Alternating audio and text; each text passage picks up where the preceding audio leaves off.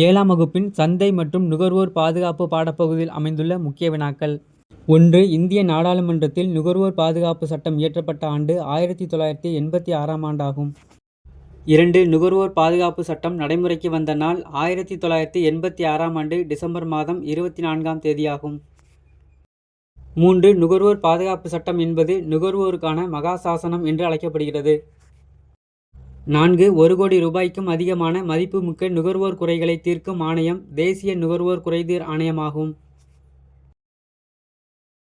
5. 1 கோடி ரூபாய்க்கும் குறைவான மதிப்புமிக்க நுகர்வோர் குறைகளை தீர்க்கும் நீதிமன்றம் மாநில நுகர்வோர் குறைதீர் நீதிமன்றமாகும்.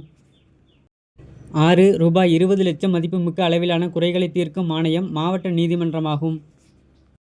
7. புதிய நுகர்வோர் பாதுகாப்பு சட்டம் இயற்றப்பட்ட ஆண்டு 2019ஆம் ஆண்டாகும். 8. நுகர்வோர் பாதுகாப்பு சட்டம் எந்த அரசு அறிவிக்கும் தேதியிலிருந்து நடைமுறைக்கு வரும்? நுகர்வோர் பாதுகாப்பு சட்டமானது மத்திய அரசு அறிவிக்கும் தேதியிலிருந்து நடைமுறைக்கு வரும்.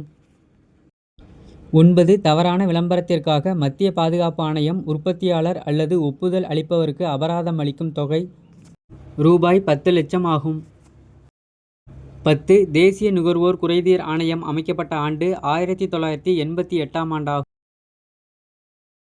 11. தேசிய நுகர்வோர் குறைதீர் ஆணையத்தின் தலைமையகம் அமைந்துள்ள இடம் புதுதில்லி ஆகும். 12. தேசிய நுகர்வோர் குறைதீர் ஆணையத்தின் தலைவர் ஓய்வு பெற்ற உச்சநீதிமன்ற நீதிபதி ஆவார். 13. சட்ட அளவீட்டு சட்டம் இயற்றப்பட்ட ஆண்டு 2009ஆம் ஆண்டாகும். 14. இந்திய தர நிர்ணய பணியகம் அமைத்த ஆண்டு 1986ஆம் ஆண்டாகும். 15. அத்தியாவசிய பொருட்கள் சட்டம் இயற்றப்பட்ட ஆண்டு 1955ஆம் ஆண்டாகும். 16. கருப்பு சந்தைப்படுத்துதல் தடுப்பு மற்றும் அத்தியாவசிய பொருட்களின் பராமரிப்பு சட்டம் இயற்றப்பட்ட ஆண்டு 1980ஆம் ஆண்டாகும். 17. நுகர்வோர் என்பவர் யார்? ஒரு பொருளை வாங்குபவர் அல்லது ஒரு சேவையை பெறுபவர் நுகர்வோர் ஆவார்.